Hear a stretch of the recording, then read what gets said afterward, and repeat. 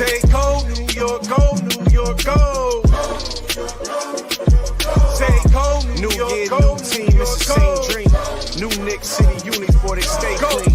I just caught mine off of fanatics in the garden with my hands in the air, we back at it.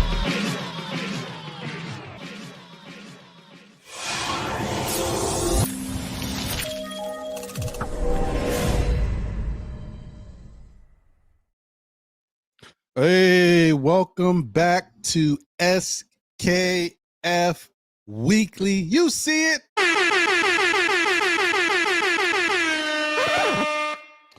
We back, baby. Let's go. I'm your man, Ron. That's my brother. That's my brother. Okay, you get it. I'm holding it down. One more again. But we here. We rocking. Shout out to everybody. Hope everybody's doing great on this Monday. Once again, as I always say, we are blessed and highly favored to wake up and be here another day. To walk on this earth, touch grass, as they like to say. I hope everybody is doing well. Hope your family, your loved ones, friends, everybody's doing okay and is in the best of health. Shout out to the chat. Appreciate y'all. Definitely good to see everybody. As always, I know life be life. And so, it just is what it is. So tonight's show is a little different. We've done this before, back when we used to do the NBA report and the NBA wrap up on NBK, nothing but Knicks. But I figured, why not have an SKF fan night where, you guys get to pick what we talk about? Why not? So not only will you be able to, put whatever you want to put in the chat so we can talk about it. The other thing is phone lines is going to be a go from the jump. We're going to get it cracking. Excuse me. So if people want to call in, by all means, they will be welcome to call in as well. Just figured, once in a blue, it's nice to switch things up and also give you guys, a chance to talk about some things that maybe have been on your mind that maybe you feel like we haven't addressed, or there's some stuff that may be missing from the conversation that you're like, hey, maybe we could talk about this tonight. And so want to give you guys an opportunity to be able to voice your opinion about stuff, obviously within reason. We're talking about Nick stuff here. I don't want you, I don't want to talk about world peace, but yeah, just see what you guys think is on your minds, and we'll try to do our best to make it a topic for conversation. Excuse me. As well as get your thoughts on things, because obviously maybe there's some stuff that you guys really want to talk about but just been kind of avoiding bringing up. You know what I mean? You never know. So why not? All right. Let me see here. What is this? Did I change this? Oh boy. 1 second. I got so many. Let me see here. There it is. Got it. Okay. I'll be changing stuff so much, man. I don't know. I be forgetting passwords and stuff.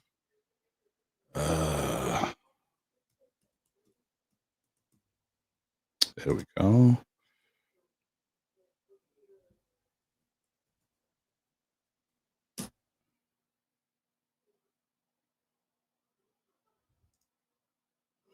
Okay. We are good to go. All right.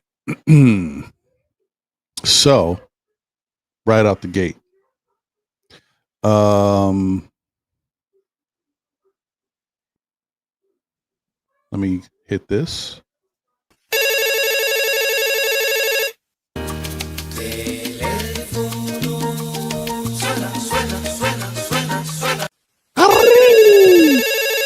Let's go.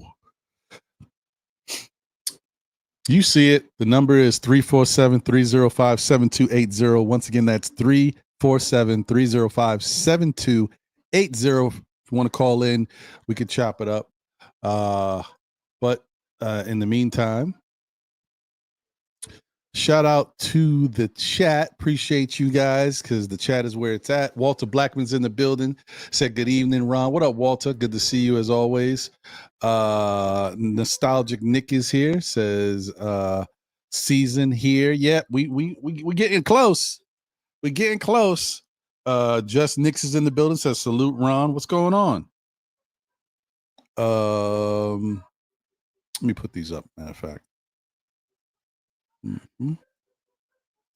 Nostalgic Nick is in the building. What's going on? Ron G. Darlene Bryan is in the building. Let's go. Says salute, Ron.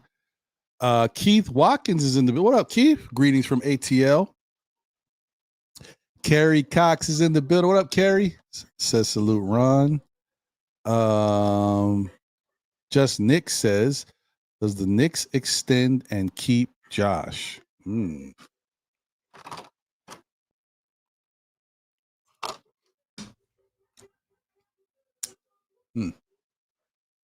Good question. Good question. I think it's going to be a wait and see approach right now, but I don't think they're going to extend Josh no time soon. But I think this year, unfortunately, is going to be a show improve year for Josh. Even though Josh is like the heart and soul of the team, and I say how much, how important he is and the impact he has. The thing about him is that, he's still he's a fringe player, he's not somebody that you can't he's not somebody that is, indispensable, should I say. So it's going to be very important for Josh to have a good year. He doesn't have to have. Last year was a career year for Josh. It was his best year in the pros altogether. So he doesn't have to equal that. He just has to have a more efficient, sound basketball year. He can have numbers that are slightly less than that, but if he plays better basketball and is smarter in his decision making at times and stuff, and just comes to play more often than not, that'll be fine. I think that'll be something they look at. He doesn't have to, I don't think, duplicate what he did this year, but it because I expect him to actually take a little drop. I expect the rebounding numbers to take a dip from Josh. Last year, this past year, I felt like Josh had to do a lot to make up for the rebounding that we were lacking because of our size. And Tibbs had no problem with him being that way. But I think Mike Brown is going to ask, and Brendan O'Connor is going to ask of different things from him. And so they will probably be willing to sacrifice some rebounds from Josh so that he can be in better position to help defensively, in that regard. So, yeah, I wouldn't be surprised if his numbers in the rebounding side dip a little bit. But I definitely would. If he has, like I said, a good season, solid season, smart season, not as many turnovers maybe, just better sound basketball, I think they should think about extending him.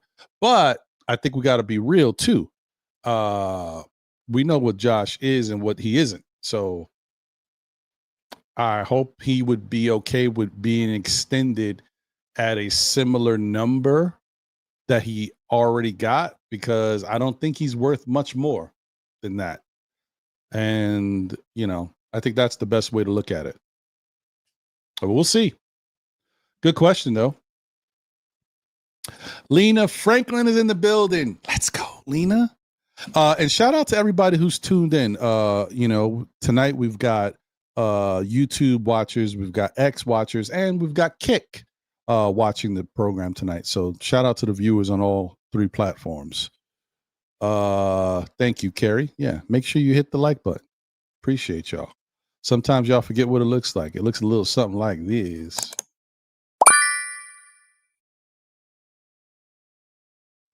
Thank you guys. Please hit that like button, subscribe if you're not subscribed. Tell your friends and family. We rocking. All right. Okay, where am I? Let me see here. That's an ad, so I'll ignore that one. Nostalgic Nick says Nick's lack of defense. There's no way around that. Unfortunately, we're gonna be different this year, Nostalgic. I mean, there's no way around it. But even though we're different, could we be more effective defensively at times? You know what I mean? Like, we are the good thing that I always say about this Knick team, that I think that we are very fortunate, is that even though Josh gets a bad rap for his defense, Josh is still an adequate defender, and he's a better defender when he can focus on defense and he's not trying to do other things like cheating to be in rebound position and stuff like that. When he can stay home on his guy and not be floating around. So I think you got an adequate defender in Josh Hart. I think you got a good defender in Deuce McBride. I think you got a great defender in OG, a great defender in Macau. When he wants to, he locks in. A great defender in, he has I want to say the numbers don't show it all the time, but he has the tendency and the ability to be a great defender. We've seen it with Mitchell Robinson. And then we got question marks, right? But I think when you have at least that, you can do some things. And we still don't know what they're going to do with that last veteran spot, but we'll see. But I think they're in a position where they're not going to be horrible defensively. They're not going to be great, but they're not going to be horrible. And at times, with Mike Brown and Brendan O'Connor's system, maybe not doing drop coverage and having a different defensive scheme, maybe it suits these guys a little better. Maybe they're a little bit more effective at times on defense. Got to see. If Indiana can play adequate defense and look at sometimes better than the Knicks when we were playing them, then I think the Knicks can be fine. As long as they have the right schemes and guys buy in and do what they got to do, I think the Knicks will be fine. As good as they could be, I expect the Knicks to be a top 15 defense. It could be 15, but I expect it to be a top 15 defense.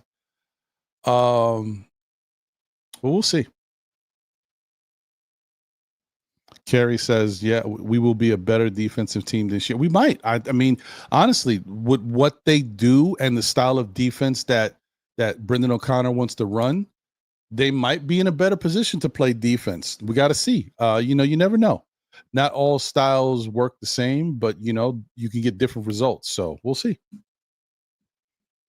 All right, let me see. Kerry's putting in his lineup thoughts. Mitch is going to start most games next to Cat. Josh Hart leads the second unit. Okay.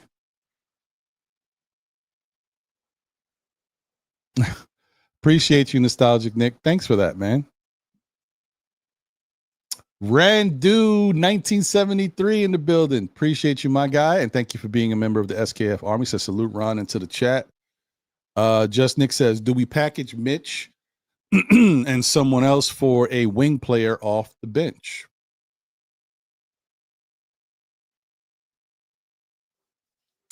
I'm in the wait and see bag right now, man. I'm thinking wait and see how the season starts off, how we look for the first 3 months or so of the season. See how we look. If we, I would think let's get to January, that month of January, and see how we look. Because most likely Knicks ain't doing, no trades are happening till the trade deadline anyway, right? But so I would say, yeah, let's see how we look. Unfortunately, that's like Russian roulette, right? Because yes, we could wait to see how the team looks and how Mitch looks with the team. But then the flip side is, God forbid, knock on wood, Mitch could get hurt, and then we're stuck with him and we can't move him either. That's a tough one. Unless somebody wants an expiring contract. I don't know. The Mitch thing is kind of tricky. I know that's why some people are like, hey, you might as well move him when you can, when he's healthy. But I'll be honest, man. I just feel like you got to give Mitch a shot. You got to give the training staff is miracle workers. You know, you just got to give him a shot to see what he can do. And hopefully they finally have a good plan for him, you know, so he doesn't get burned out and is not doing too much and playing too many minutes. And the other thing, too, is ever since Mitch cut the excess weight that he put on, he looks like he's been okay. He's been pretty sustainable. Because even remember when he was playing in the playoffs before Embiid took him out, he was getting nicked up and he had some little injuries he was dealing with, but he played, you know, he took a day off or 2 days off and he played. Like he was bouncing back. He seemed like, you know, so if it wasn't for Embiid, who knows? Maybe, you know, we wouldn't be as concerned. Maybe Mitch would have turned it around as far as his injury stuff. So I don't know. I'm not saying for certain, but you know, the Embiid thing really messed things up.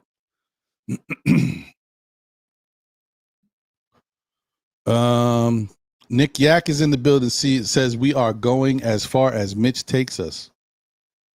Okay. I can dig it. Shout out to you, Nick Yak. Good to see you. Tori B is in the building. Lotorious. We are. There is. Oh, let's go. She says, evening, good people.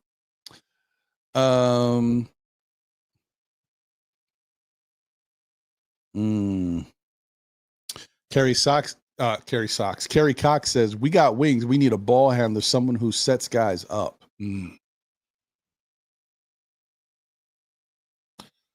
That may be true.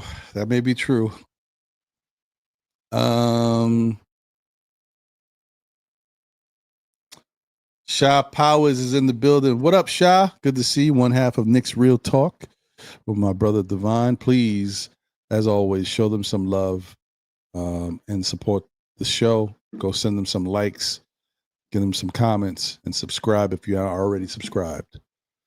Once again, guys, you guys are tuned in to a little different SKF weekly show tonight. This is the SKF fan night. So like I said, whatever you guys want to talk about, you put it in the chat and we'll talk about it. And obviously the call lines are open if anybody wants to call in. Once again, that number is 347-305-7280. But we are rocking and rolling. Johnny Davis is in the building. What up, Johnny? Good to see you. So what up, Ron?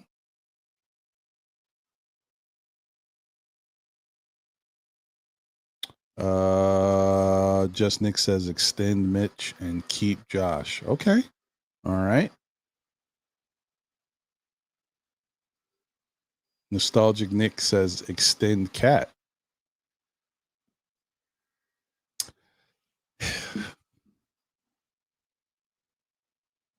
That's one that I think is going to happen as well, but I just think they should wait. You know what I mean? Just wait and see what happens.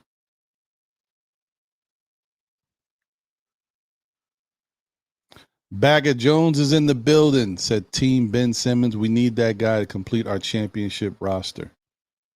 Hey, you may be right. I don't know what's going on. And the fact, so remember before where we were all waiting for the Ben Simmons sweepstakes? Ben doesn't have a lot of options out there.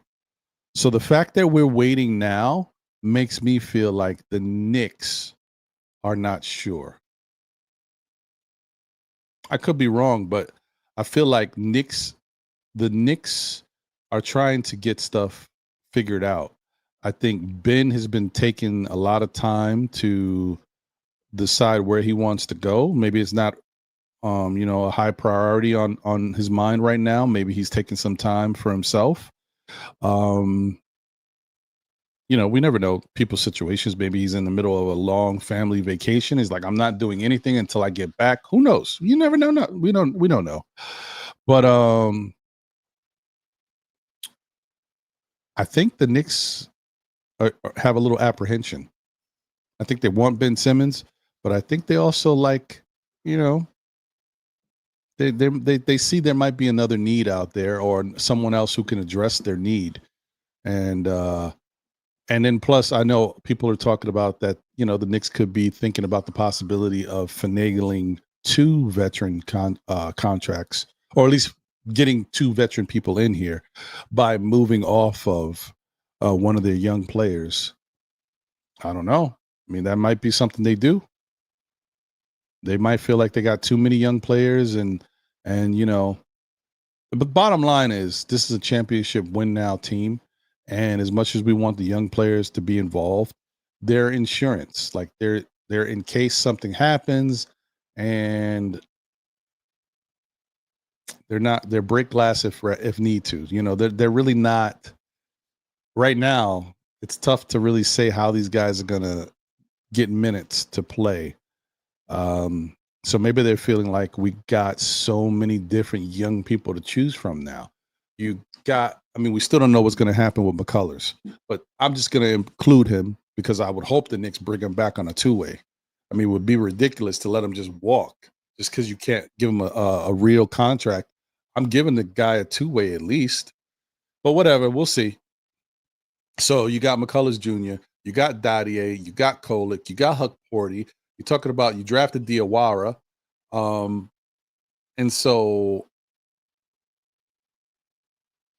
and then maybe, I don't know. I don't really know. Dink Pate, but I'm not sure about Dink Pate. But that would be 6 because Beauchamp is probably he's going to walk. But those are 6 guys. And out of those 6, maybe 5 of them are the real ones. I don't know. Like I said, I don't know about Dink Pate. I know we like his abilities, but I don't know.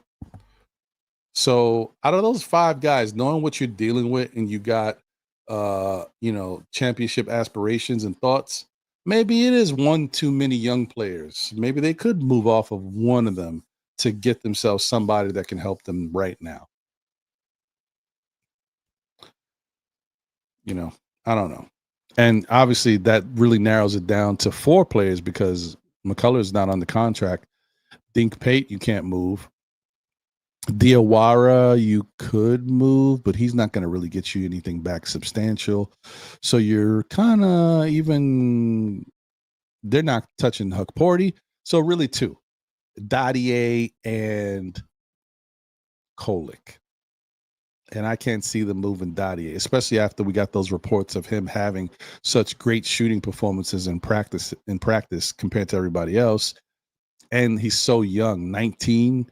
Oh, whatever. I can't see it. So I don't know. There's a lot of question marks surrounding Tyler Kolick. And I think if they decide to make a move with Kolick, they'll give him a little time to see what he can do in training camp and stuff. But I think if they don't like what they see or they don't see how it fits together, I could see them making a move, sooner than later. I wouldn't want it, but I could see it. Okay. Craig is in the building. What up, Craig? Good to see you.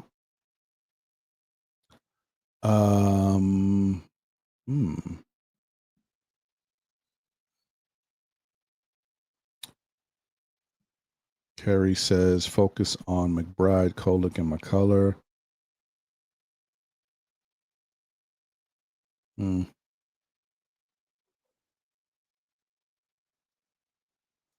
Shaw says just start Deuce and we can see a 11 to 12 man rotation. Depends on how you play.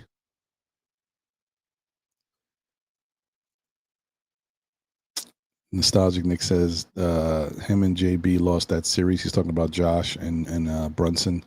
They did have terrible series versus Indiana. It's true. But, as I went through on Saturday, that's That's really it. Like he had one bad series compared to he played well against Detroit. He played great against Boston.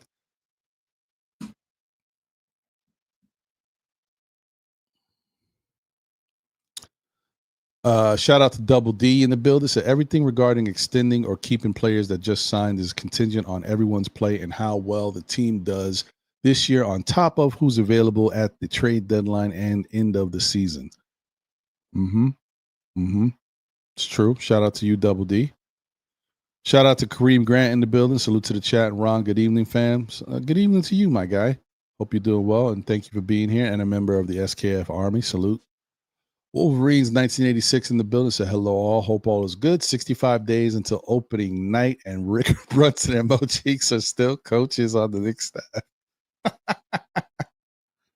You gotta love Wolverines.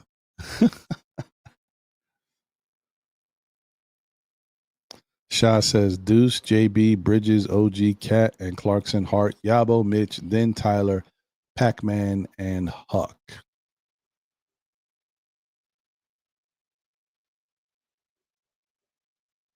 Mm. Mm. Mm. Maybe. I mean, like I said, it all depends on what they want to do on offense and defense. If they want to run like quick sets, if they want to move the ball, if they want to pick up the pace, then I could see them switching guys out quicker to keep that same energy going for 40 minutes. Like, we want to keep pushing the pace. We want to keep playing a certain type of defense. We're going to keep putting pressure on the opposing offense. Then yeah, I could see them switching guys out if that's how they want to play. I mean, they do want to play faster, so we got to see it. To play faster, you need to rely on more players because you want to keep the whole thing about that is the purpose is to keep high energy out there, right? To keep high energy, you got to keep guys fresh. I mean, we'll see. Let's see.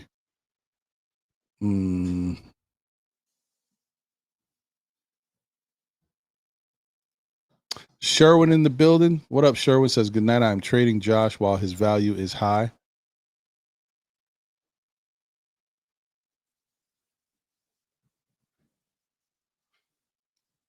So here's my thing, Sherwin. Do you want to trade Josh because of what happened in Indiana? Or do you want to trade Josh because you feel like he's not a good defender? So that's what I want to ask you, Sherwin. And here's a third question. Do you think that if Josh is told to not focus on rebounding, that he can be a better defender? Because as we've talked about a lot, Josh Hart was given the roaming signal, like, to cheat all the time, always hedging, not staying on his guy, giving up corner threes because he was always hedging to the middle. Like, if he's told to stay with his guy and stay home and stop hedging, stop worrying about the rebounds, just grab whatever's around you, but don't I forgot what the term is, but hunt rebounds. Could he be a better defender? Because a lot of times we see Josh, when it comes to his defense, he leaves guys wide open in the corner. Sometimes he flashes, but he don't go out. Could if he stayed home more and stopped doing that, would he become a better defender? Because Josh Hart was a better defender before. I'm just curious, Sherwin, and the rest of you guys can comment about that as well. But I'm just curious of how you guys think, because I feel like this year, certain players, the negatives that you might have seen with certain guys is going to not look the same because these guys are going to be playing in a different way. So I expect Josh to be a little better defensively. I expect the Knicks to be a little better defensively because they'll be playing a little differently defensively. Not that they're that much better or much more talent defensively. I just think the style of defense is going to be tweaked a little bit. So we might get some good results from it. And offensively, I also think that the Knicks players are going to have better seasons.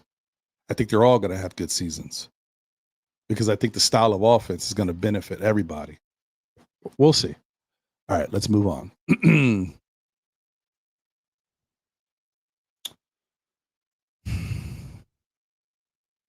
So Nick Yak says we can't have Ben and keep McCullough, and Ben will only be here 1 year. But I don't understand. Why do you feel that way? Because you guys know the Knicks can still give McCullough a two-way contract. He was on a two-way last year. That you can't be on a two-way more than 2 consecutive years, right? Last year was the first time he was on a two-way. And you can't have a certain amount of time in the league and be on a two-way either. Last year was McCullough's rookie year. So he qualifies to be on a two-way. So I don't know why we can't give McCullough a two-way. That doesn't affect Ben Simmons at all. And let me see something. Let me just check something. See if they have it listed. I don't think they do.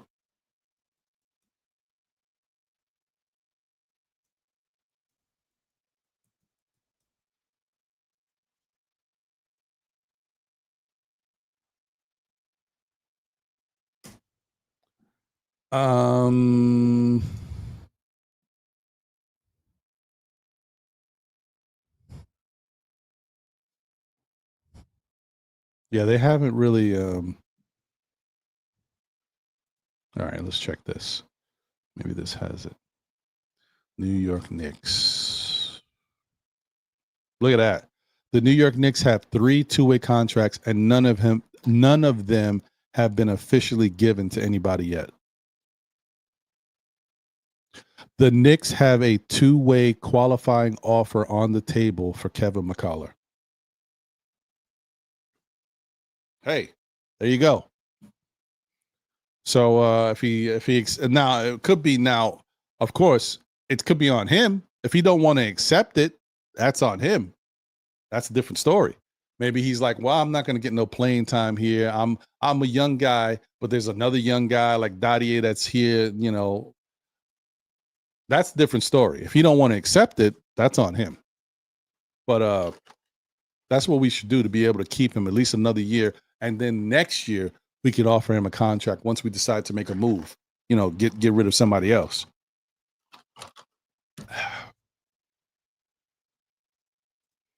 We'll see.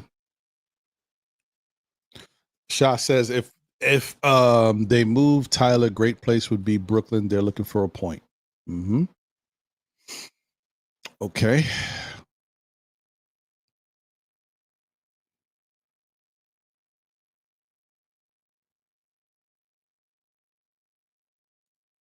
Sherwin says Josh gets beat by most ones and twos. I understand, Sherwin, and I agree. But we also know that Josh is a hedger. He hedges and he cheats all the time because in Thibodeau's schemes, Josh is a big part of the rebounding effort. So I'm just wondering. We'll see. Let me get to this call. Oh, caller. What's going on? Oh, wait, hold on 1 second. Let me put you into the system. You're coming through on my computer, but not in this. Give me 1 second. Hold on. All right, hold on. All right.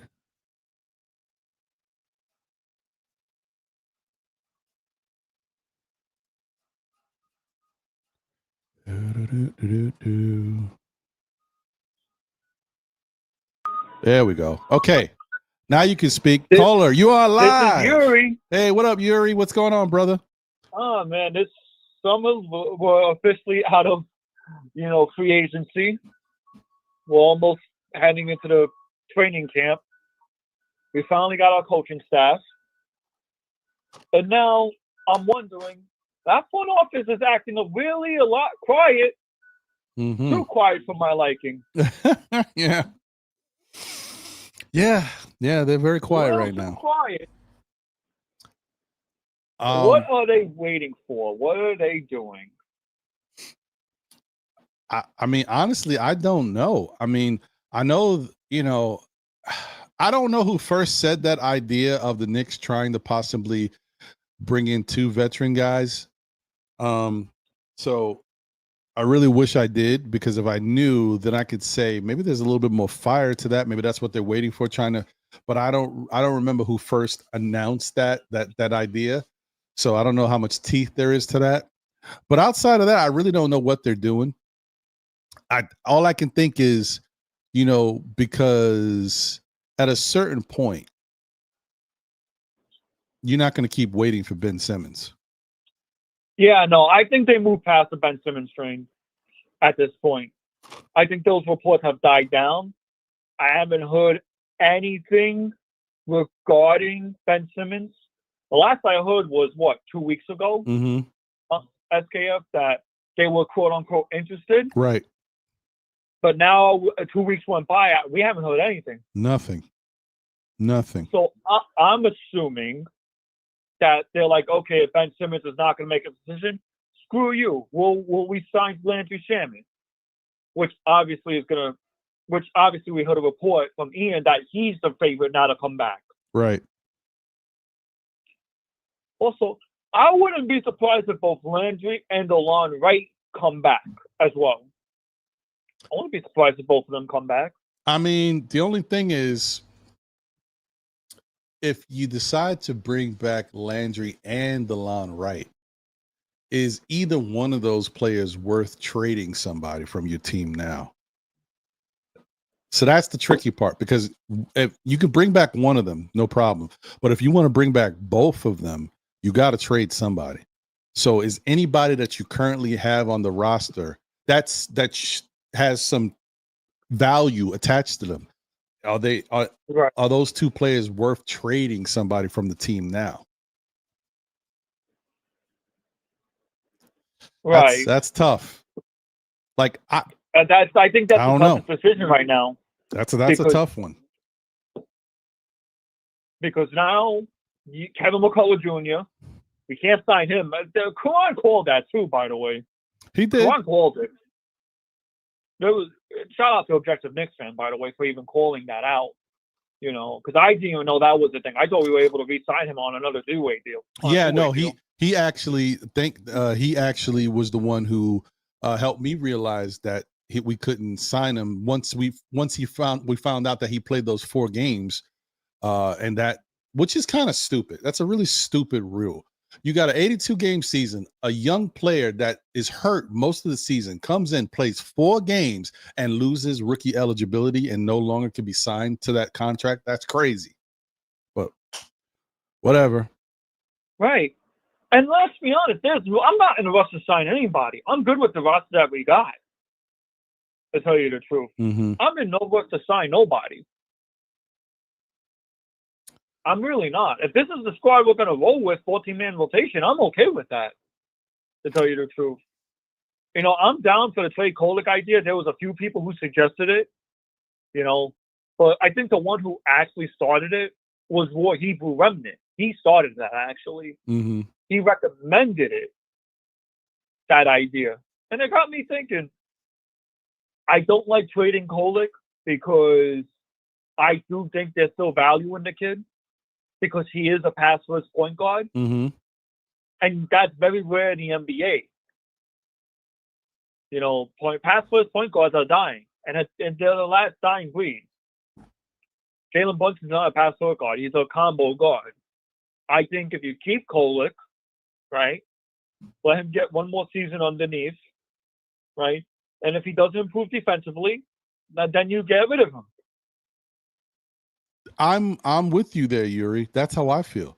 I feel like the only problem with a pass-first point guard like Tyler Kolek is that in order to be on a team in this league that has a chance to win consistently and has championship aspirations, you got to do a little bit more than just be a pass-first guy. You got to do something. Offensively, you got to score, or defensively, you got to add something to the mix. There's something else you got to add. So I'd like to give Kolek one more shot to be able to show us what he can do before we decide to move away.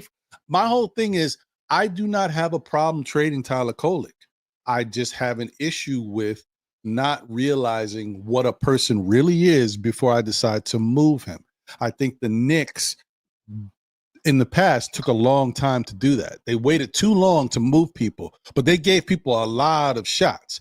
Like Frank Ntilikina was here forever. No shout. I know the Ntilikina hive is deep, but I mean, they gave certain guys shots. Kevin Knox was here for a while. We saw what Kevin Knox was.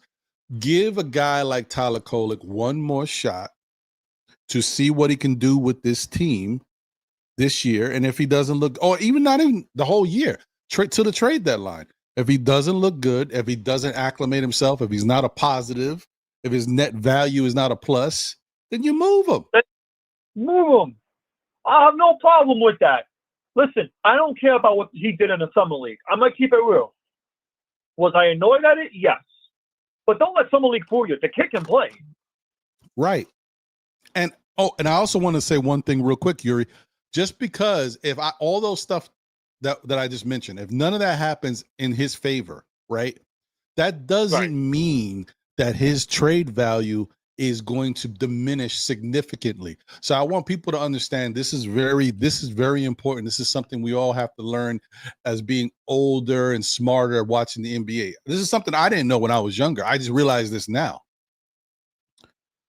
Tyler Kolek, if we decide to make a move because he doesn't fit what we want him to do here, maybe another championship team doesn't want to take a chance with him because it might be the same thing.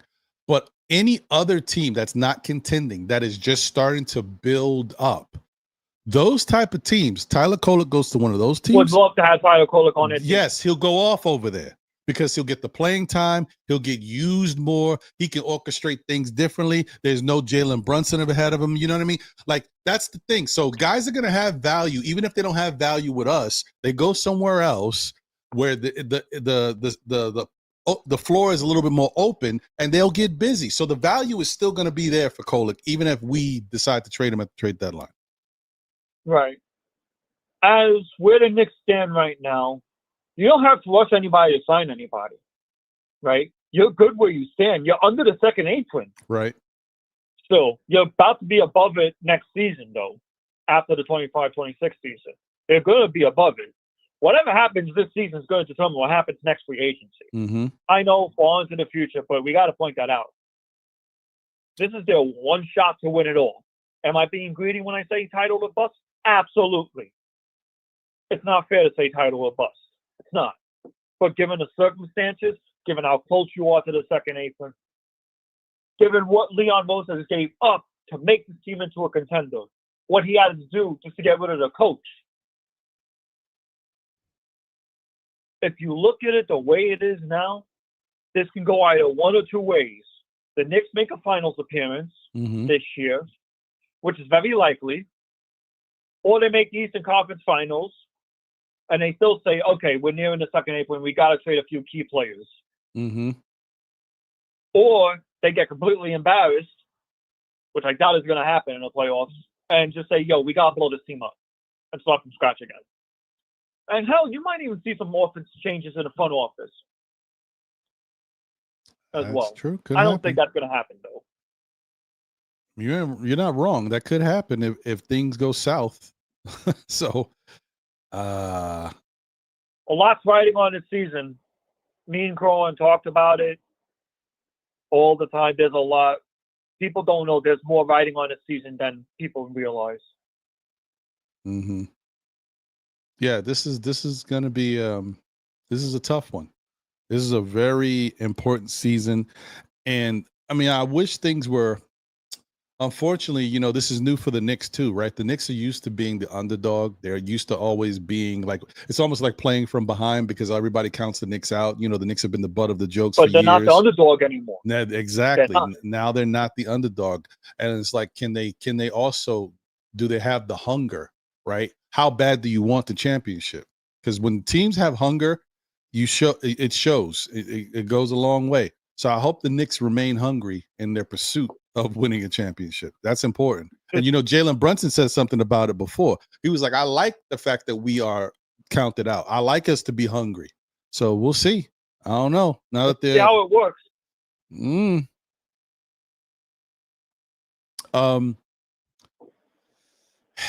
Do you think, Yuri, that Hit me. do you think that because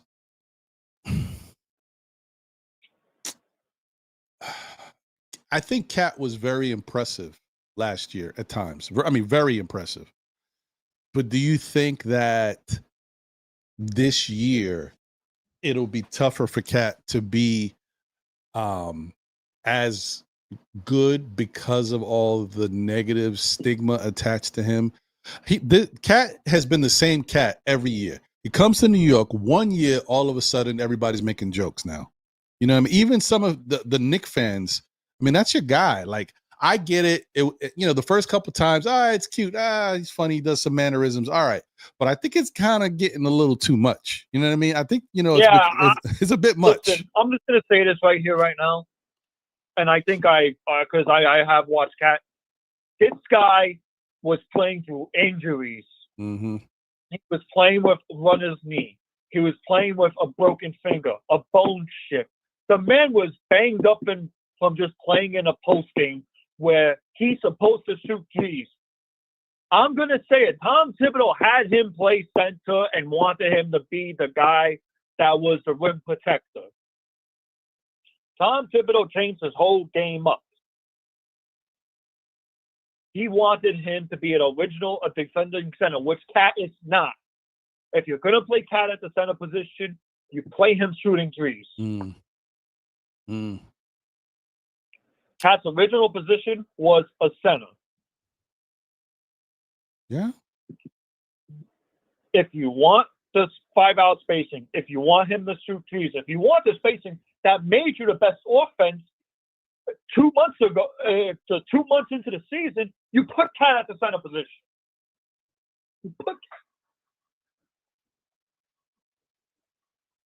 I say the Knicks go small ball in their starting lineup. I really do think that. I mean, listen, I don't mind either way. Whatever they feel like is best for the team going forward, I'm cool with it. I personally, I'm the Knicks.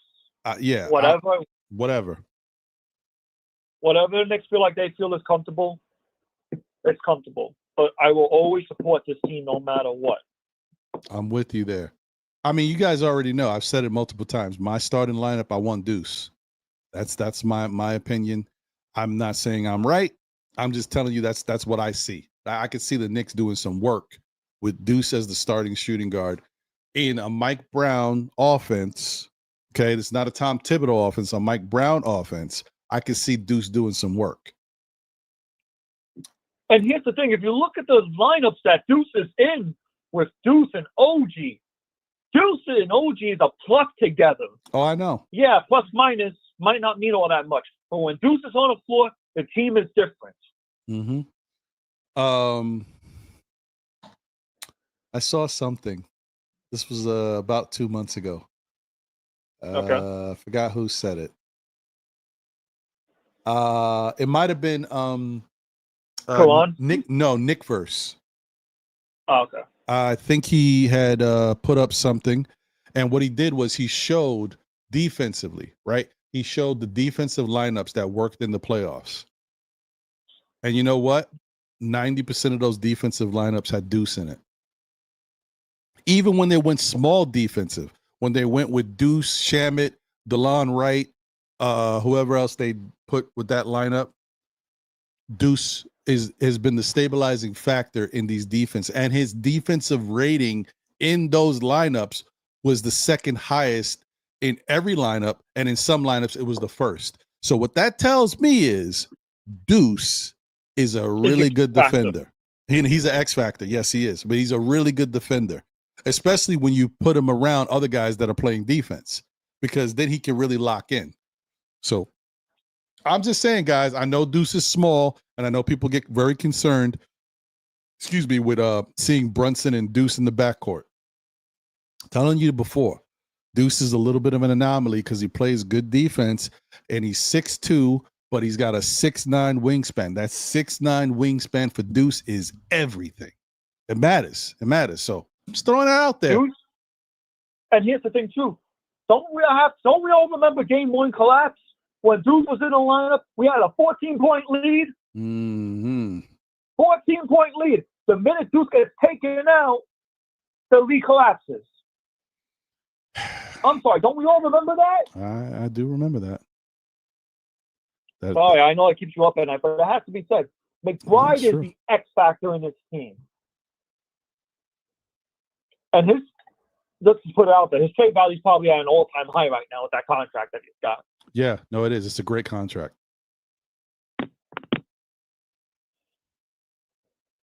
Like, let's be real.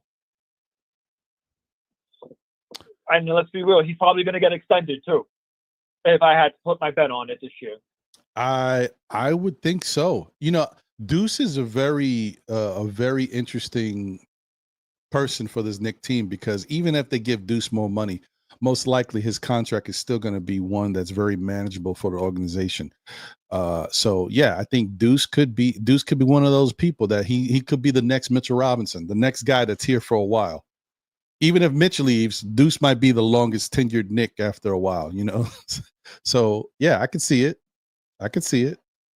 Especially if he has a good season. Like if he starts off hot and has a good start to the season. Like he did last year? Yeah. Before he got injured? Yeah, before he got injured. Exactly. People forget that. Deuce was playing very well before he got injured. And then, I don't know, he struggled. I don't know what happened.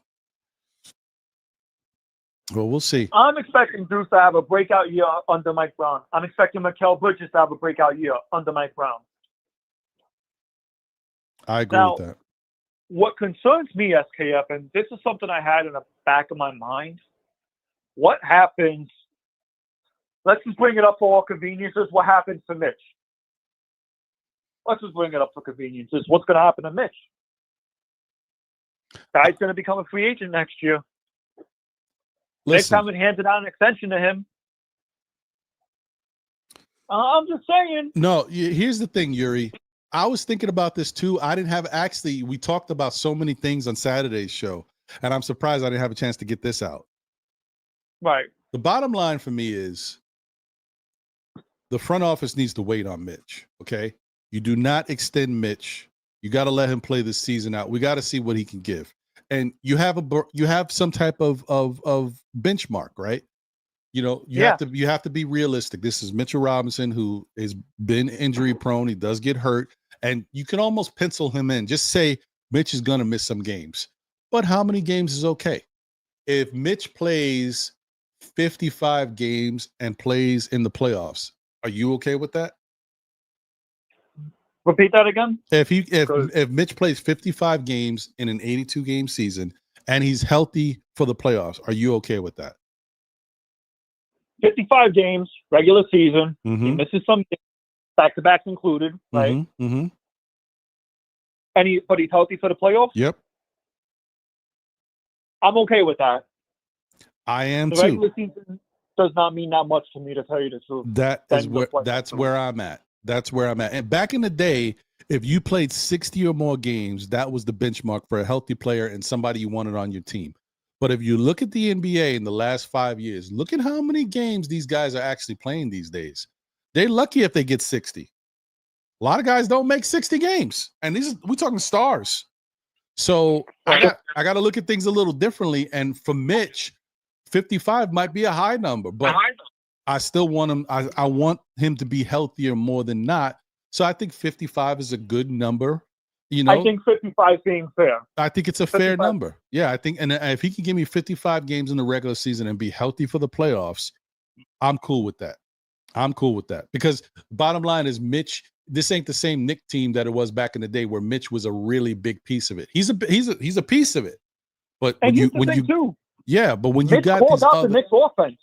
Oh yeah, of course, 100%. But when you got these other guys, if Mitch has to sit out a couple games here or there, you can still win without Mitch. You can. But when you play the big wig guys, the big wig teams, the teams that will give the Knicks problems because of size or matchups or just because of their ability, the Houstons, the Lakers, because no matter what, I don't care what the Lakers is going through, it's a problem for the Knicks. So, you know, teams like that, we might need Mitch. And then obviously in the playoffs, we need him. So that's where I stand on it, bro.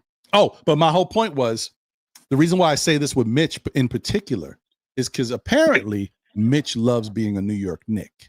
Mitch loves the organization. So if you love the organization, I can afford to let you play out a season. And when it's your time to sign back with the team, you'll come back.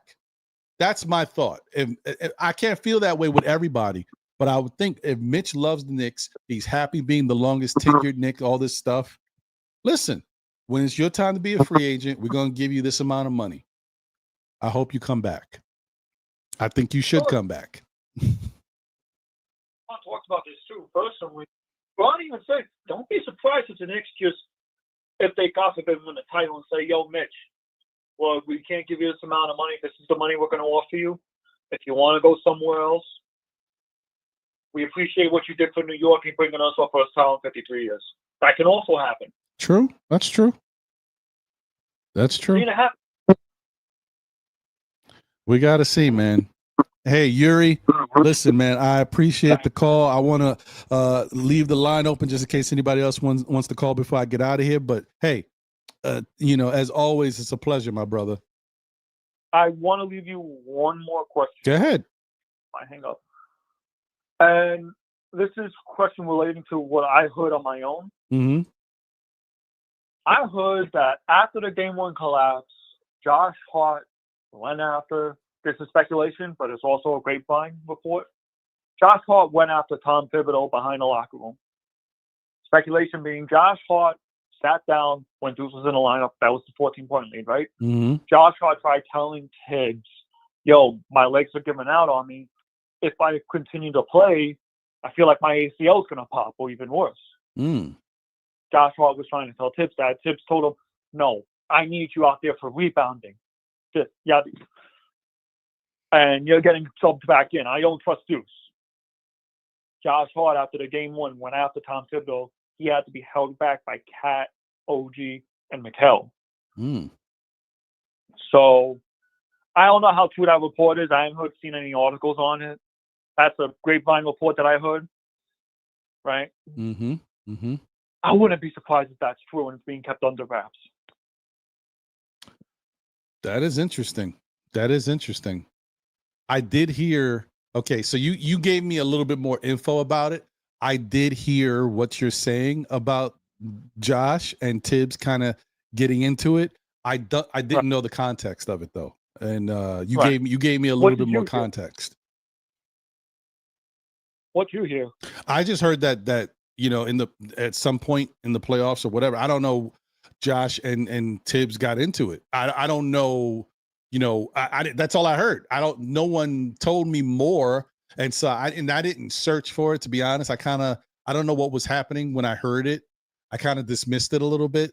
But me too, because I didn't believe it. Yeah, but the fact that you're saying it and giving a little bit more context to it, it makes me interested to do a little bit more digging. And I'm hoping to speak to somebody very soon. And if I do get to speak to them, we'll ask them that offline, because I'm not going to put them out there. Because I'm curious about that. Right. No, because I'm going to end it with this. I'm going to hang up. No, because I remember watching the game on TV. I saw Josh Hart go up to Tibbs and tell him, yo, you got to let me rest. We got a 14-point lead. Tibbs didn't want to rest him because Tibbs loves Josh Hart. Yeah, right? Yeah. And that body language to me didn't feel right, because there was also a rumor that Josh Hart was playing concussed. Well, I didn't know about that. Yeah, no, that was a rumor after Game 1. That was the rumor after the Boston Celtics series as well. So I figured I'll let you keep a lookout for that as well. Interesting. I'm going to go. All right, Yuri. Thanks for the call, my guy. That's interesting. I didn't know about that. I would have to. Now you got me curious. Make me want to go back and look at the series and see if there was a moment where Josh could have got concussed.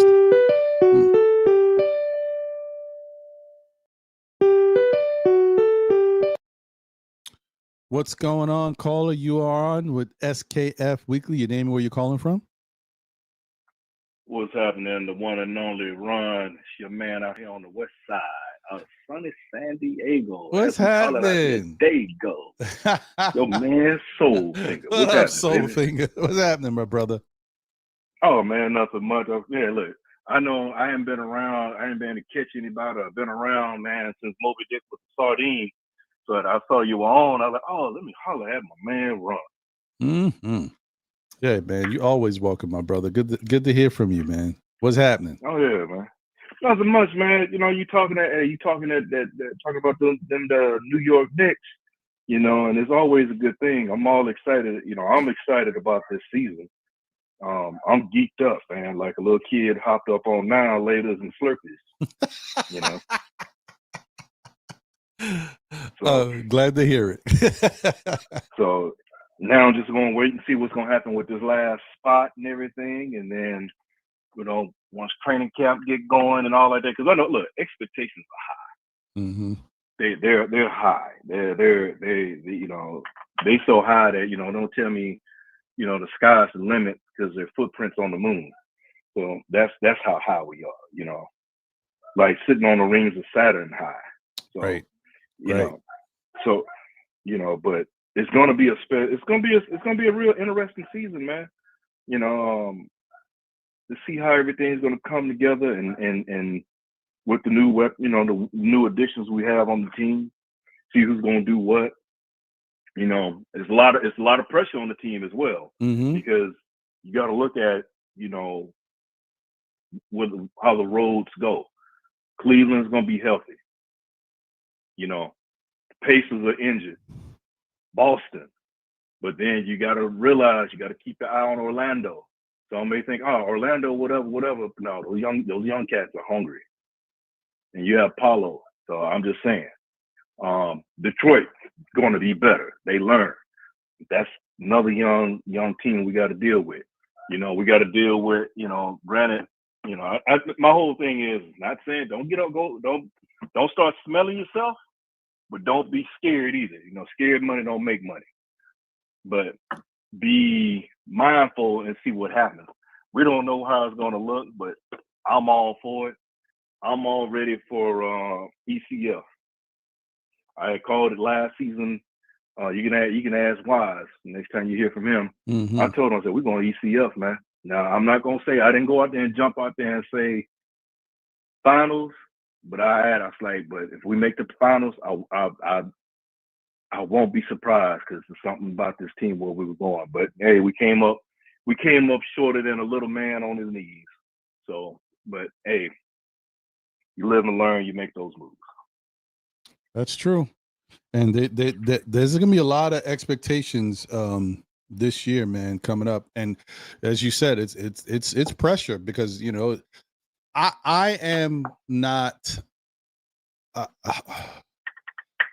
I know there's a lot of people that are like championship or bust. I'm not championship or bust. I'm NBA finals or bust, but I'm not championship I'm or with bust. Right. But then you got to think the other thing is like, imagine. I hate to think of it because I know it's going to happen, is the media is going to be the crux of all of this. They're going to be the ones that are really fueling this fire. But imagine the type of pressure that, forget the players, imagine the type of pressure that Mike Brown is going to be on as coach. Like there's going to be such a big shadow over this team. Yes, it is. Because let's keep it a buck, Ron. It's been over 50. Well, we're looking at 53 years.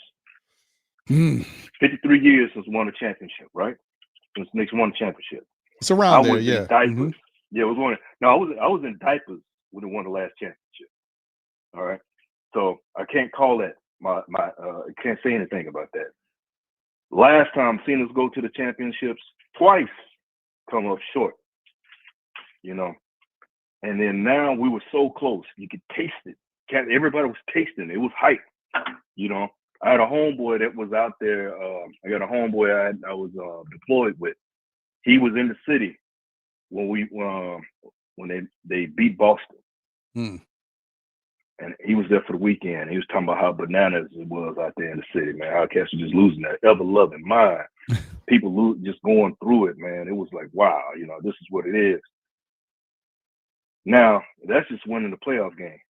And like you said, the pressure, because the pressure's on Mike Brown.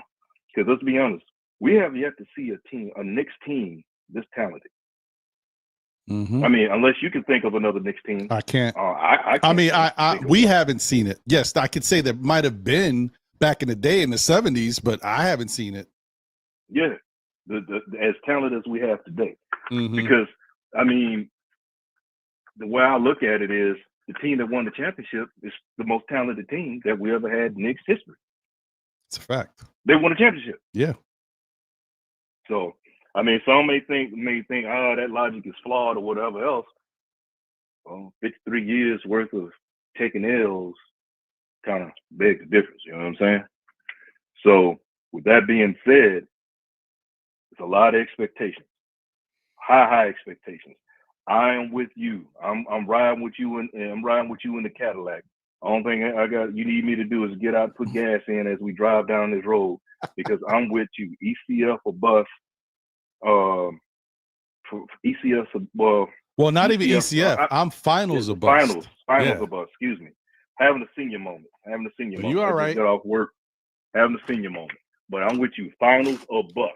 That's what I'm screaming right now. Finals or bust. We were too close. Too close, and things just they went the way they went. Yeah. Right now, Mike Brown's coming in. We got a new sheriff in town. See what he's gonna do. Now we're not gonna hear about Tibbs rotations and blah blah blah. We don't even know who's gonna be doing what on this team. We don't even know how Mike Brown's team is gonna look. Now, if you basing it off of what he did with Sacramento, oh, they were scoring. Those boys were scoring. Those cats were getting it. But Mike Brown is also a defensive coach too, right. Contrary to what people may think. Right. And that's why you got to look at who he brought in. He's bringing in these coaches to help him do his thing. Because I think he wants to focus on the defense while he has somebody else focus on the offense. And the linchpin of that, you think about it, is Mitch is always going to be an important factor to this team. I don't care what you say. Mitch is a very, very important factor defensively because of the things you could do with Mitch, the disruption and the things he can cover. We need, and it's my man, your man that just got off. Oh, Yuri. Yuri made some good points. Country people may not want to admit it. Cat was playing out there busted, man. He was hurt. He wasn't the same with the knee injury. Mm-hmm. Yeah, his defense, he's never been known for defense. I'm not going to beat him over the head on that, especially when we're seeing OG had to be held back. Even Bridges had to get on Cat about that. And Cat realized, he even admitted he was wrong. He was out of position. All right. But the man had a busted hand, and you notice his three-point shooting wasn't what it was before that finger. So, and say, oh, it's the Cat thing. You crying for Cat. And I'm just stating what we've seen, the obvious.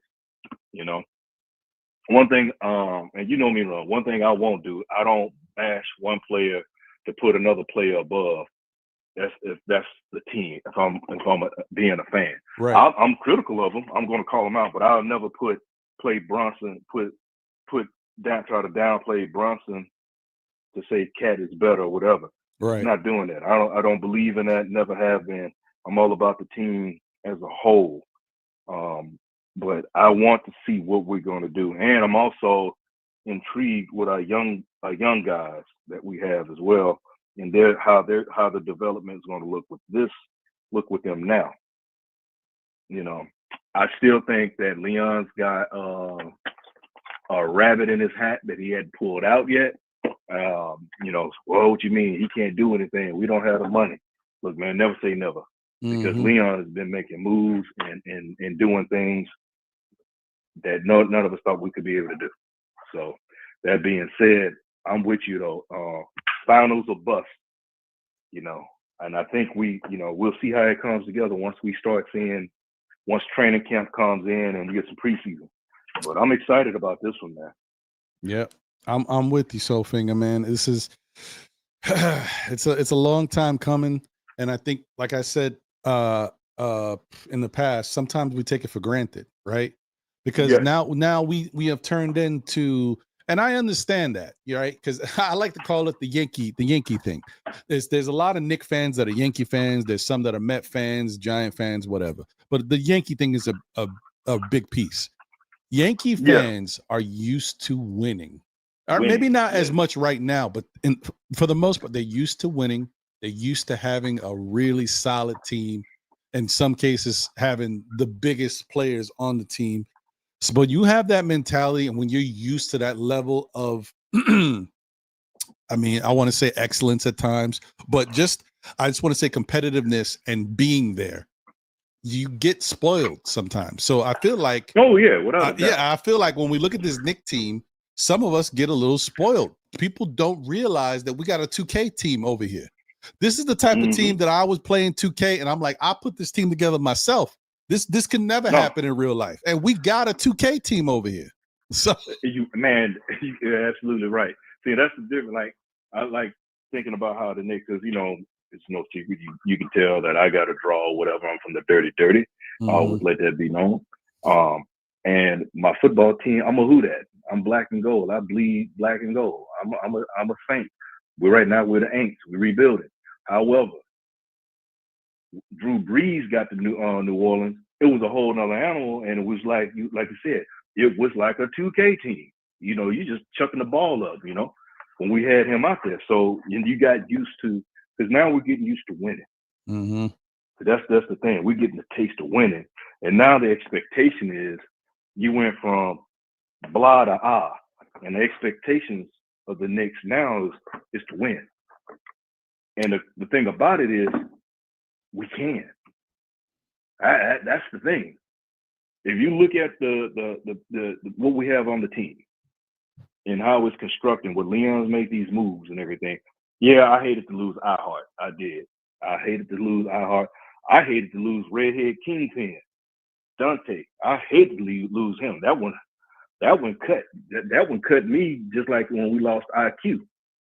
But you had to make, you got to break egg. You got to break eggs to make an omelet, man. I would have loved to have Dante on the team still. I didn't want to see, to be honest, I always felt that it was a panic move, but it worked out. But Leon has always wanted Cat, so it worked out the way it is for both Cat and Julius. Right. I was never, but what we got now, I'm not looking back. I'm looking forward. What we got right now. So I want to see who's going to get that last free agent spot, that last signing, or we're going to hold off, or what they're going to do. So I'm really interested to see how that goes. Will it be Shamet? I know was it not the Clippers, but we lost. It was the cat that played with the Clippers. He just signed. I know that was the player. Amir Coffey? Yeah, Coffey. Yeah. Amir Coffey. We were looking at him and he signed. I know Ben Simmons' name has been floating out there. I'll be honest with you, I don't want no part of Ben Simmons in New York with the Knicks. But you can get him on the thing is, the son will say, just kick the tires. You can probably get him on one song of a deal.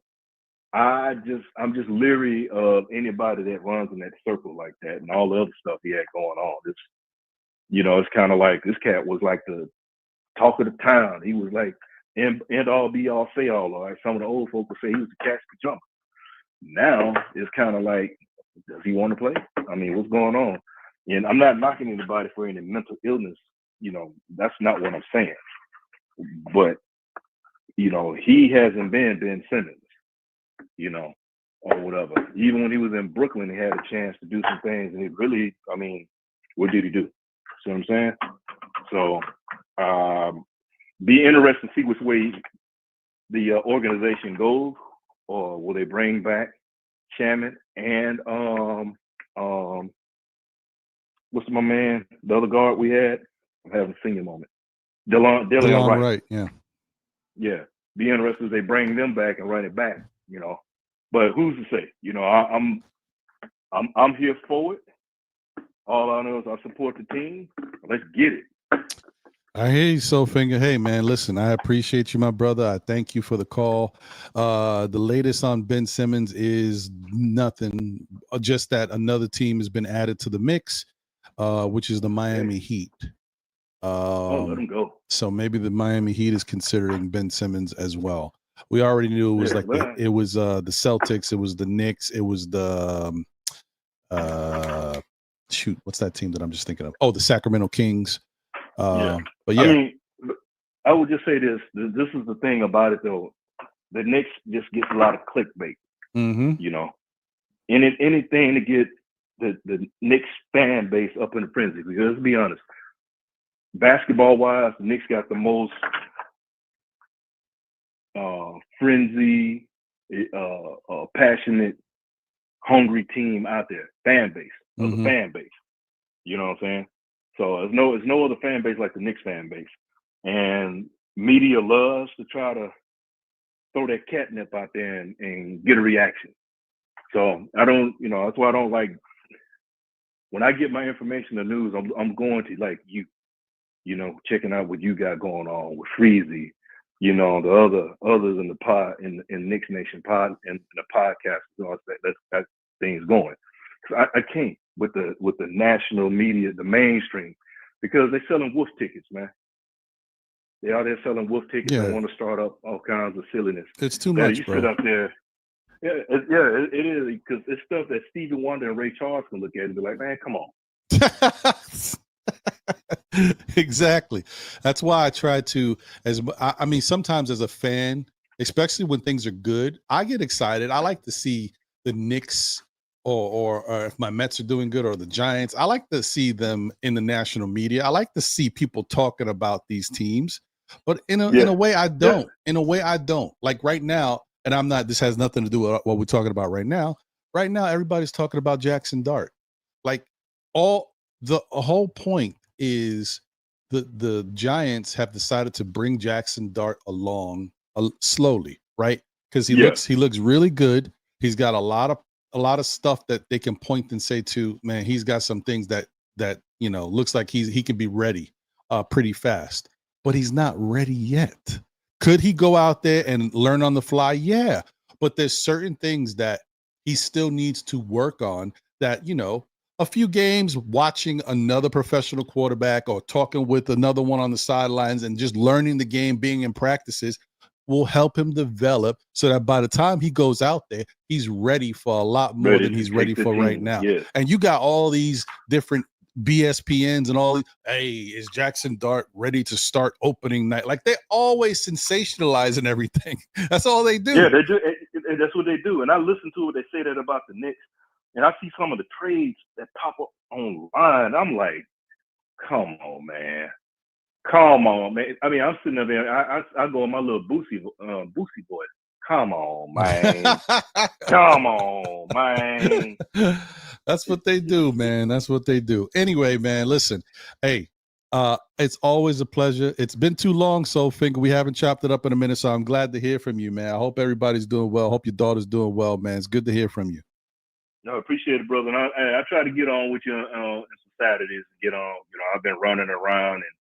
It's been hectic with the job, man. Hey, listen. I'll just leave it at that. Life be life, and that's important. That comes first. Boy, all the time. Does it? Woo! I'm working harder than a one-armed boxer in a cage fight. They don't make them like you anymore, Soulfinger. I appreciate you, my brother. Have a great night, and I look forward to chopping it up with you next time around. All right, there, Ron. Be easy, brother. All right, man. Take care. Later.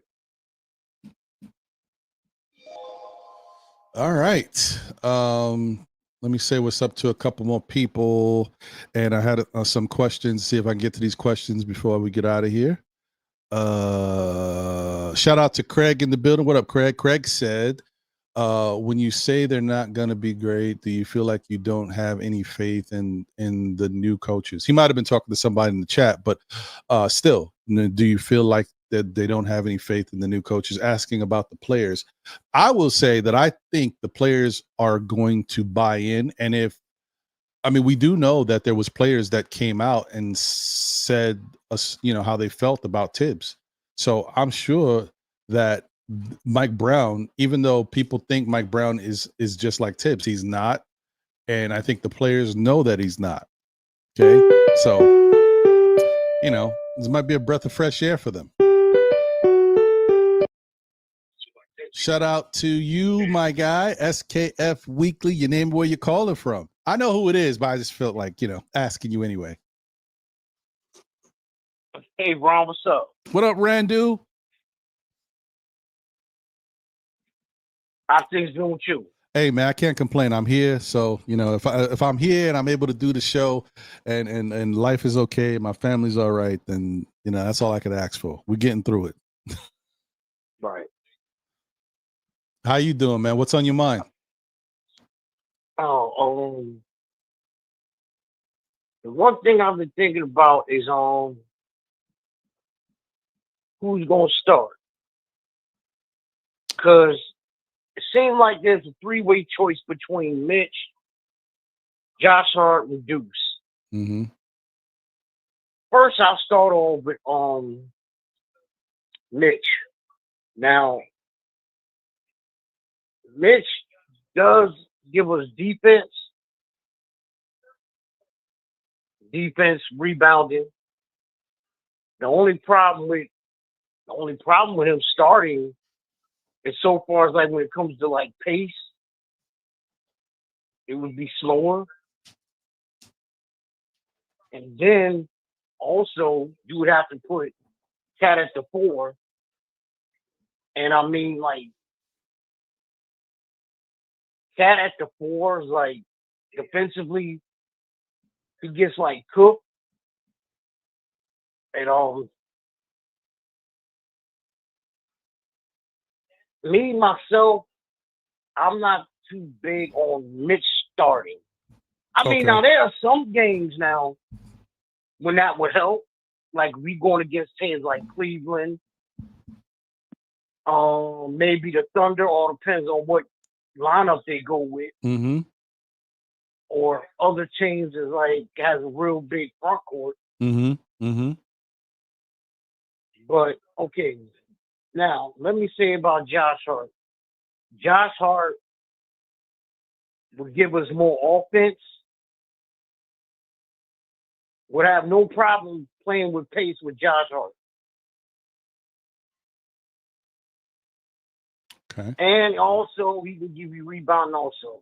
Uh-huh. The problem I got a problem. Now, the thing is, I got a problem with Josh Hart starting is maybe, so far as maybe it's his defense.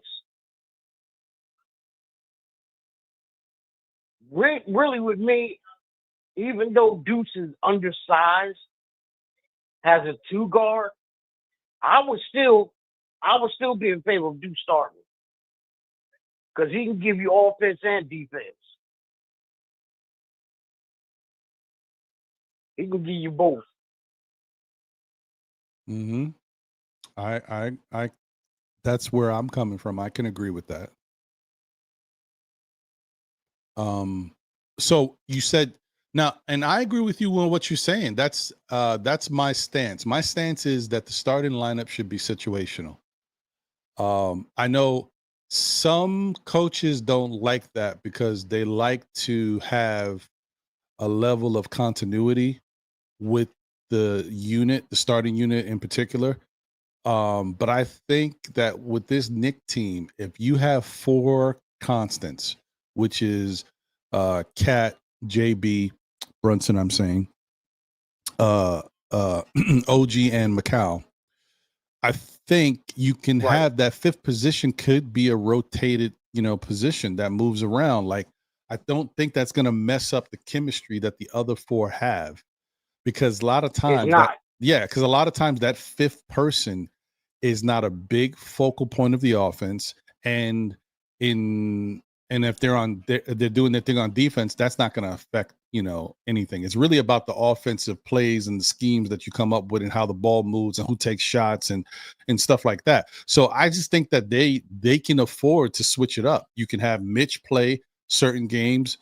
I wouldn't say mess around too much and just take guys in and out, but I'm saying, you look at your schedule and you figure out, first off, you start with what you want to start with, right? And you check how it looks against a couple different matchups, right? Because they could come up with a starting lineup and the starting lineup might work even against mismatches, and they may not have to make a lot of changes. You got to see how it looks first. Right. You can't just make changes and not know what your product is, what you're getting. So check it out first. And then once you check it out, you see what works best. Because every lineup that they come up with, I'm guaranteeing you is going to struggle a little bit at times. If they go with the big lineup, we're going to be slow at times. There might be some communication issues at times between the two bigs. It's going to happen. If we go with the small lineup, there might be times that even though Deuce is a better defender than Josh, we might go up against taller lineups. And so he gets exposed because he just can't defend somebody that's, too tall, or he gets caught up and switched onto somebody because the Knicks defense likes to switch a lot. Once again, here's another thing. We do not know how the Knicks defense is going to be. Are they going to be doing that same level of switching under Mike Brown? I don't know. Well, and I don't know enough about Brendan O'Connor's defense to know what he likes to have guys do. We will find out more as we get closer to training camp, and maybe in training camp. Then we'll know what they're trying to do. But we don't really know as much yet. So we'll see. But I'm right now, I'm at the mindset that they should be a rotational fifth man. They just switch up depending on whatever you think you need. Right. And in fact, I'm glad you brought that up. Thinking of O'Connor, I'm glad, the Knicks hired him. And also the hiring of Chris Gent. Chris Gent, mm-hmm. Because it seems like now it's like we got assistant coaches that specialize at a certain thing, like O'Connor with defense, Gent with offense. Like under Tibbs, you know what I'm saying? We didn't have that. I mean, and even if we did, we didn't know it. So yeah, because it's like it's Tibbs' way to highway. So right. He didn't really collaborate. Right. He didn't collaborate. So yeah.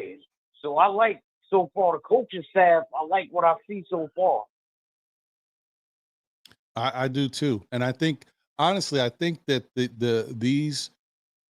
these offensive signings, even though they're to a lot of people, they're nobodies, like they don't know enough about these guys. Isn't that what you want, though? Don't you want unknown things to develop and blossom in front of you? Don't you want your team to have guys that there's not a whole big book on, so that when they go out there and do their thing, if it's positive, it works, that, it's not that easily, you can't figure it out that easy. Don't you want, I know a lot of people want to have a young, innovative type coach. Well, TJ Saint is young. He's like 37 years old. He is going to be with Chris Gent helping run the offense. So these are the type of things that you are getting. And I think the biggest part about all of this is a home run to me is the Brendan O'Connor signing. I think we're not really talking about it as much. The Brendan O'Connor signing is a home run. He is one of the best defensive coaches in the NBA. And for us to get him, I think that's a good look. So yeah, definitely. Well, Randu, hey man, I don't want to cut it short, but I'm I just got one more thing. Yeah, go ahead. Let me ask you this. Okay, well, I'm gonna just say this. To me, it seems like Bridges is not the defensive player he used to be. Mm-hmm. Because it seemed like he was so much better defensively when he was with Phoenix. Mm-hmm. I mean, he's still decent, but he's not that same defensive player he was when he was at Phoenix. Right. You're right. It's true. And you know who was one of his coaches when he was with Phoenix during that time? Who? Ricardo Fuas. And you know who's going to be one of his coaches this year with the Knicks? Ricardo Fuas. So. Oh, damn, that's right. Yeah, I forgot about him. So, once again, I am very happy about some of these moves that are very underrated and under the radar for this Knicks team. I expect Mikal Bridges to have a bounce back season, and all he has to do for a bounce back season is just be more consistent. He had great moments. Yeah, that's it. Yeah, he's got to be more consistent. If he can, even if he put up the same points he did last season, as long as he can do it more on a consistent level, I ain't got a problem with Correct. That's what I'm talking about, Randu. That is it exactly. I don't expect him to do much more as far as points. I just want him to be more consistent offensively and defensively as well, because defensively sometimes he went quiet. And maybe know, here's the thing we don't really think about. Do we ever think that maybe sometimes the reason why he was also inconsistent defensively was the fact that he was so damn tired from playing 38 to 40 minutes? Yeah, that could be it too. This is the most minutes he's ever played in his career. He's played every game, but he's never played this many minutes in a season consecutively, consistently, should I say. So I think that has a little to do with the fact that he was tired on both sides of the ball and can't give you as much as we'd like to see. So we'll see. But I feel this year OG Anunoby is going to have an all-star type year. And I think Mikal Bridges. I just hope OG can stay healthy again. I hope so too. And I think Mikal is going to have a bounce back, consistent year where he's going to be looked at a lot more, favorably by the NBA, the rest of the NBA and the fans.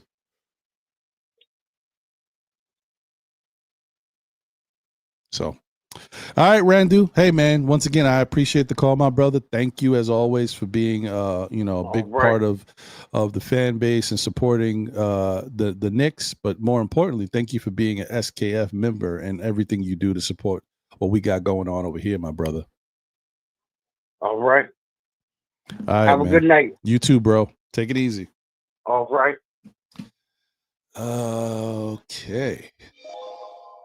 All right. Let me shut down these phone lines. Sorry, guys. I would keep it going. Oh, man. Well, okay. I got to take this call before I go. This is my guy. I was going to shut it down, but when I saw who's calling, I got to take this call. What up, Lord Scientist? Hey, yo, I appreciate that my thing pop up where you see my name. Yes, sir. Hey, yo, salute, Ron. How you doing, man? Shout out to the Queen. You know what I mean? Shout out to you and your fam. Shout out to my Nothing But Knicks fam. Hey, yo, listen. You don't got no panel, right? No. It's just me rocking.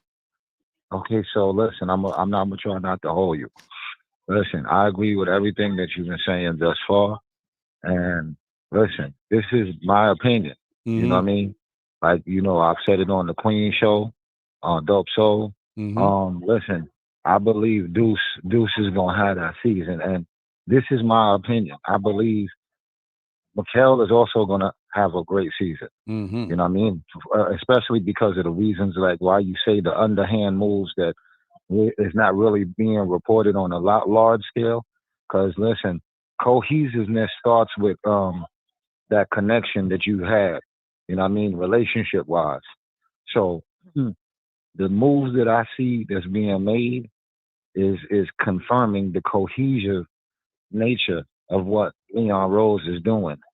And like they say, Mike Brown is a family man. He's he's about the unification and family, you know what I mean? Mm-hmm. Backbone for the foundation of everything. Mm-hmm. So listen, in my opinion, I think with Deuce in the starting lineup, with the pace and space, I think Deuce is going to help Mikal be unlocked and OG, because I think Deuce will be focusing on them three, and Jill and Kat will be focusing on their pick and rolls and their movements. Mm-hmm. I think it's going to be something real. Listen, did you get to see Clarkson on the Black Ops? Carmelo. They said Carmelo took him there. Yeah. I've been watching. I seen him. Yo, Clarkson looked serious. He looked focused, man. He looked like he don't miss, right?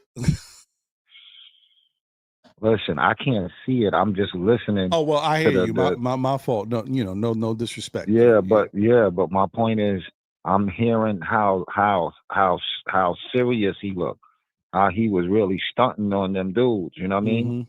Mm-hmm. And it means something. Melo being there, like, listen, Melo might have pulled Clarkson under the wing, like, yo, son, this is your time. You part of something big. You know, this is serious, good money time. You know what I mean? And it seems like they're showing, like they said, since dude touched down. Shout out to Nick's recap, Troy. Since he touched down in New York, he been in the gym. Yeah. Shout yeah. out to Mitch. Listen, it's a vibe going on now with our fellas. And I don't know if you can feel it, but I'm in Texas and I can feel it. Like, listen, it's serious, my G. It's serious. I'm feeling something very unified towards the common goal. Like, yo, we going to the finals, and whoever in our way, bar injury, you know what I'm saying? We getting ready exposed. You know what I mean? Mitch working on floaters. Mitch is working on little jump shots. Why? Why is he working on that? Is Mike Brown gonna give him them opportunities? Is he working on low post moves to just go ahead? And he working on his free throws. I'm so proud of Mitch for that. Keep his free. Listen. Anyway, what you think, my G? Like, I'm going on. Listen, and we ain't even talk about Yabba Dabba Doo. You know what I mean? What's his name? Yabaseli. Yabusele, You know what I mean? I feel great about it. I feel like, I've just been, I'm very low key, because I like to temper my expectations, because I really want to see what the team has and what they look like and what they're trying to do. Come on. But I feel about that. No, you good. Go ahead. I feel really good about it. I like the energy. I like where it's going. And I enjoy the fact that everybody's working and more importantly, working on what they should be working on, in my opinion. Because every year these players have worked on different things. Yeah, I just wanted Adonis to come in. Sorry. Yeah, every year these players been working on different things, but this year I think, more importantly, like last year I think it started, but this year, more importantly, I think guys are really focusing on stuff that they really think can help their game, and it will translate. And like what Mitch is doing, what he's working on right now is exactly what he should have been doing for the past few years. Stop the crossovers, the putting it between the legs. Okay, once in the blue, it's nice to be able to mix it up and get somebody, hit them with something they're not expecting. But shooting threes, I do not want to see Mitch shooting threes. Work on what he's doing right now. He's got his back to the basket. He's doing spin moves. He's doing up and under layups type stuff. That's good. That's what I like to see. That's what Mitch. That type of stuff could get Mitch some offensive, prowess. He could get some fun out there. Right, and right. then Jordan Clarkson just looks like he's a bucket. Yeah, no doubt. I agree with that. But the other thing too is I wanted to say, like, some of the issues, it's not issues, some of the fact that there's a lot of coaches on the staff that we don't know about specifically, but they're here and they're going to be brought here to do specific things. And I think that's great. Like the defense dude, not to cut you off. Mm-hmm. Ain't he from the Clippers? Yes. Yeah. Yeah. I heard good things about him. Clippers had the number 3 defense in the NBA last year. Yeah. Yeah, I think we got a steal with him. Yes. You know what I mean? Yes, we did. And listen, let me tell you, another added thing, a Deuce Hive again. I've been saying it for the longest. The Queen noticed all since the year before when we still had Julius. Listen, another thing that's going to be beautiful about Deuce. Listen, Deuce is what, 6'1", close. They list him at 6'2", whatever. Yeah. He got a 6'9" wingspan. Mm-hmm. Listen, you put Deuce he at the point of attack, and you got OG and Mikhail behind him. Listen, we already know how long their wingspan is. Listen, that's serious defense. That's gonna cut up. That's gonna cut up something different. Like his Listen, I love Josh Hart. Listen, don't misunderstand, but I can't compare Deuce's a point of attack defense to what Josh Hart's defense is man to man. You know what I mean? Like Josh Hart last year was getting beat on back doors. I've never seen Deuce get beat on no back door. You know what I mean? Whether he roll off the pick that he set for him, push through the pick, like, you know what I mean? So to me, the defense alone in the starting lineup is going to make a plus where it's pace, because all they want to do is get them hands in them lanes, boom, tap that ball loose, off to the races. That's pace and space all day. Right. Three serious defenders. Mm-hmm. And that's one of my benefits with Deuce. You know, another thing, Lord, is that if people and this is like the heavy chat people that are really into defense and looking at what our defensive metrics look like. Because I know there was a conversation at one point we were talking about some stuff, and there was people in the chat. I forgot who exactly brought it up, but they were talking about when you really look at the Knicks defense, do they have good defenders? Yes. But when it comes to point of attack and perimeter defense, we're not the best at that. Even the guys like OG and Macau, they were saying when it comes to perimeter defense, they're not the best at the point of attack closing out and on the perimeter. But you know, Deuce is a good point of attack, good closeout perimeter defender. So my whole thing is, why wouldn't you want that in your starting lineup? You know, if you already know you're dealing with JB, you know he will step up and play solid defense, solid help defense at times. But you know he's going to get exposed because of his height. And then you got other guys. He's taller now. On his podcast, he said he's taller now. Okay, I mean, I guess he said he's almost 6'3" now. Oh, all right. Okay, we'll take he's grown a little bit. So he said. All right. Josh Hart say he ain't 6'4", he's 6'5". Oh, all right. Well, I mean, that's what they say now. This is on their podcast. You know, it don't matter too much because whatever they are, everybody else is growing too. So, but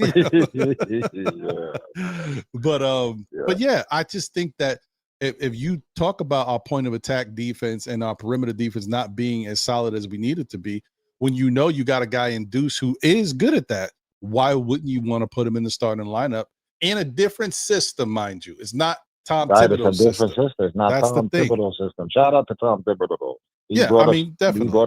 He brought us to the promised land. He just couldn't cross over like Moses. That's a fact. That is a fact. Hey, man. I'm not going to hold you, my G. I'm going to let you go. Hey, I appreciate you, bro. Shout out to Jay Boogie. Mm-hmm. I heard he doing better. Yes, he is. Shout out to the Queen, Dope Soul, Ron, DJ Shadow, oh my God, did I really forget my man name? He in Dallas, Jeff. Yeah, shout out to them. Mm-hmm. Shout out to Tony Crow. Listen, you know who I want to shout out? I ain't heard. Shout out to International Andy, wherever you at. Shout out to International Andy. Yes, bro. Yes. You know what I mean? The whole crew, y'all know what it is. New York Knicks, baby, stand up. We in the building. Appreciate you, my brother. Thank you for the call, man. You have a great night. You too, and be safe. You too. One. All right. Yeah, man. MBK fam. I'm hoping, you know, life be lifing, and that's for all of us, man. So we haven't been able to really get together as much as we used to in the past, but it's a new Knicks season, and hopefully some things start to change a little bit, and maybe we're able to, you know, do some watch party stuff, or at least be able to get together and chop it up, man. We have a good time, really good peoples, man. That's why they're my peoples. But shout out to all of them, Sim, everybody, Josh, all the peoples, man, all the peoples. And damn, man, International Andy, man, I miss him a lot. But we miss him for good reasons. Like International Andy is doing big things, man. He's involved in some really good stuff in his country, with basketball, mind you. And so we wishing him the best. We still talk to him, you know, we group chat, but we just can't. He's just too busy with the time difference and everything. It's hard for him to be able to jump on anybody's show or even do his own International Andy thing that he was trying to do. He's just super busy now, and he's about to be even more busy if everything works out. So shout out to International Andy, my guy. It was dope seeing the good thing is the last time I was able to really talk to him was when I saw him in person, and we had a really fun time. So but yeah, man, I just want to thank everybody. Let me just, you know, say what's up to a couple more people that had posted before. No Cap Life's Analyst, salute to you. Knicks Nation in the building. Salute to you, Knicks Nation. Salute to HRM. Salute to my guy, Prezi the Boss. Salute to Delusional Knicks Fan Network. What up, Delusional? Shout out to Joey Rip 'em Up Sports. Shout out to Bodega Wi-Fi, Dripmore, the preferred barber of still Knicks fans and the Knicks community. Let's go. Shout out to my guy, Crim's dad, a member of the SKF Army, as also Joey Rip 'em Up Sports, a member of the SKF Army. Salute to both of you guys. And yeah, and I'm sorry. I know. Shout out to Chris Gotti in the building as well. What up, Chris? And Knicks will be 2026 champs. What's going on? I saw there was some other questions that I had highlighted because I was going to get to them, but with the phone calls and everything, guys, forgive me, but it's time for me to shut her down because I do got to go to work. I'll be in office tomorrow, so got to do what I got to do. But I would definitely love to keep it going. I thank you guys for being part of the SKF fan night, man. Like I said, this would probably be something that I want to incorporate and do every so often. See when I can make it happen. Maybe, so every so often, just have it be about you guys and what you want to talk about, and you guys ask the questions and we'll talk about it. But yeah, man, thank you as always. Oh, and JJ, yes, I'm seeing Nolan McLean look good, bro. And that backdoor slider he's got is legit. I mean, that thing is wicked. So yeah, man, I just hope that this helps them get back on track. I don't want them to bring up any more of the kids if they don't have to, but if they do, hey, I'm with it. You know what I mean? We got some good young arms down there that, we'll see. And let's go Mets. Let's go Knicks. Yeah, it's crazy, JJ. I know. I was watching. I was like, that whew, yakka. It's crazy. Shout out to Bodega Wi-Fi. I think I said what's up, but just in case if I didn't. Yeah, I want to see. Yeah, Jonah Tong. Yeah, I want to see if he. I don't think he's going to come up this year, but definitely, hopefully, he's a part of the pitching rotation next year. It will be nice to see Jonah, and we'll go from there. And Brandon Sprout as well. Thanks, HRM. Appreciate you, my guy. Once again, thank you to all of y'all out there. Thank you for tuning in and supporting the show. Please smash the like button if you haven't already done so. Subscribe to the channel if you're not subscribed. We're on the road to 10K. Shout out to all my peoples on YouTube, all my peoples on X, and everybody that's tuned in tonight on Kick, because we're now streaming on Kick, at least trying it out, see how it is. Appreciate everybody tuning in. Hey, as I always say, no matter what, man, the good, the bad, the ups, the downs, we are still Knick fans, okay? Let's not forget it. Let's stay true to our team, man. Don't let the naysayers and the haters jump in and try to get us off our path. We're on a path to greatness. It's NBA Finals or bust. Let's go.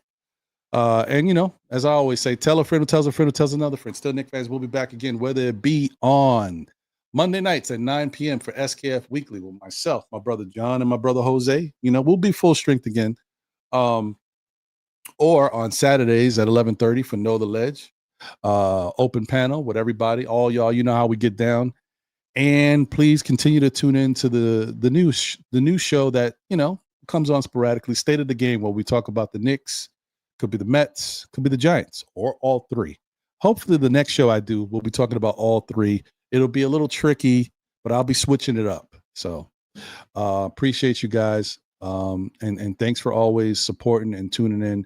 Like I said, you don't know how important it is for me to be able to have a platform like this, but you guys are the ones that make it special. You make it fun for me to keep doing this, as much as I do. So thanks again, guys. Hey, you know what I say? Be good. If you can't be good at it. I'll catch y'all next time. Let's go Knicks. New York Knicks. First. Go Knicks. We can finally, start playing, man. So much talk this whole summer. It's felt like so long because we've had so much to talk about. At times it was been kind of slow, but we've been talking, right? But we've actually had a really good off season for this New York Knicks team, and it's been very active. There's been a lot of stuff going on. Yeah, Knicks family, we in the building. I am the Objective fan from the Objective Knicks fan channel, and I'm gonna give a big salute to Ron and John from Still Knicks fans. What's going on, guys? Hey, Knicks family, I'm Stephanie, aka Blood Sweat, we are still Knicks. What's going on, everybody? It's your girl, Lady in the Chef, from Two Knicks Chick Podcast. Still a Knicks fan. What's good, party people in place to be? It's your main man. What's up, everybody? This is Steve Locke 21 at Two Knicks Chicks Podcast, and I'm still a Knicks fan. Yo, this is your boy Sim from Nothing But Knicks. Through all the struggles, through all the heartache and pain, ladies and gentlemen, I am still a Knicks fan.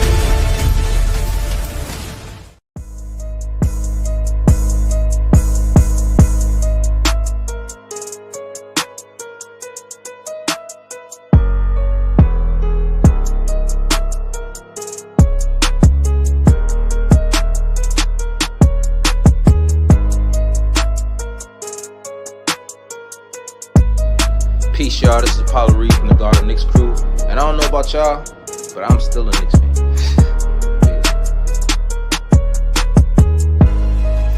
I'm still here. We're still here. Still Knicks fans. It's a fandom. It's a lifestyle.